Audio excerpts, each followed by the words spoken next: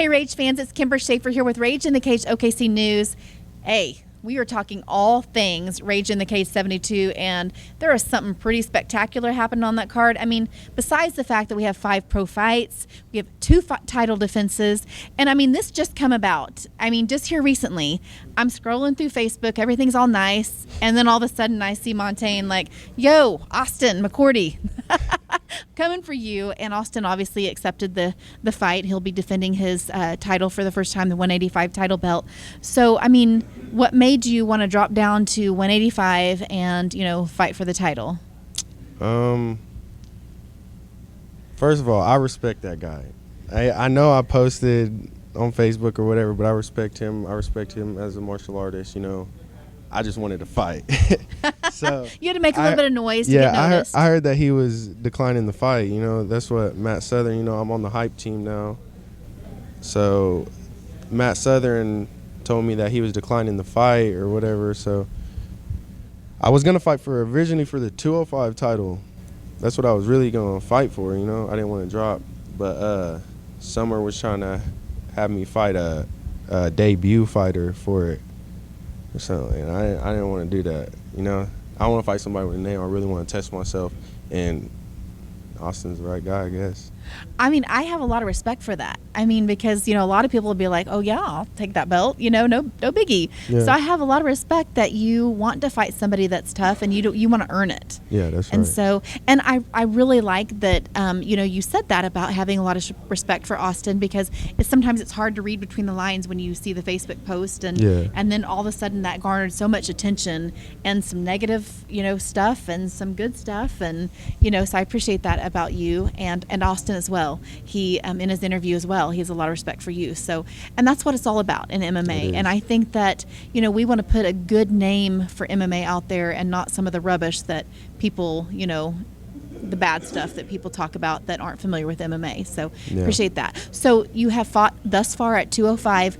You fought twice in the cage, both wins. Walk me through those fights and, what you learned from them. Both of those fights was off of an injury, by the way. I was fighting with an injured ankle. My ankle is just now actually getting better. So, I play basketball a lot. That's my main cardio is basketball, I'm always playing basketball, I'm always doing something. So, I rolled my ankle on the first fight whenever I fought Eric Mamade, and then after I fought Eric Mamade, I rolled my ankle again running, doing road work up to the fight, up to my last fight. So, and I rolled my ankle again. Man, it was tough. I mean, injuries are always tough, but where I'm going with this is I'm thinking, okay, I know you played football in high school. I know you were a wrestler and made it to state twice. And now you're telling me you're a basketball player as well, MMA fighter. I'm all around athlete. Yeah, it sounds like it.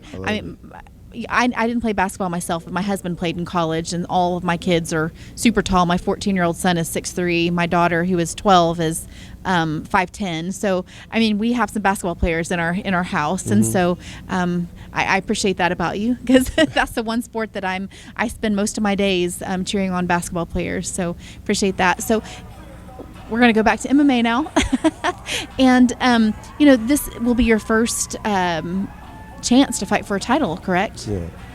So is it any different for you fighting for a title versus a normal fight?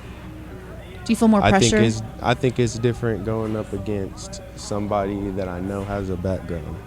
That's what I want to say. That's what makes me work harder, like my other fights, I was like, oh, I got this, you know what I'm saying? But with this one, I'm like, no, I'm hungry. I got to go. I got to do this, You know what I'm saying? What is he doing right now? Like, that's what I be thinking about all the time, every day. And I'll tell you, this is not particularly about that fight, but I feel like I see your dedication already. You live in the Shawnee area. You drive clear down to the Ada area, which is about an hour drive, to train. What makes you want to take that trip, and why that gym?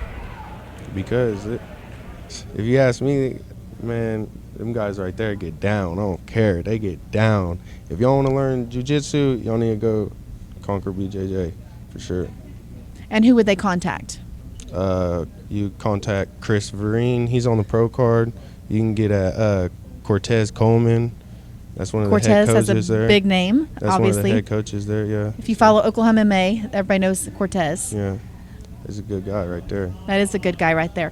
You're a good guy. So tell me about some of the, really where you want to go with your MMA career. Right now, The you're UFC. so young in it. UFC. Yeah, all the way. What do you think you got to do to get there?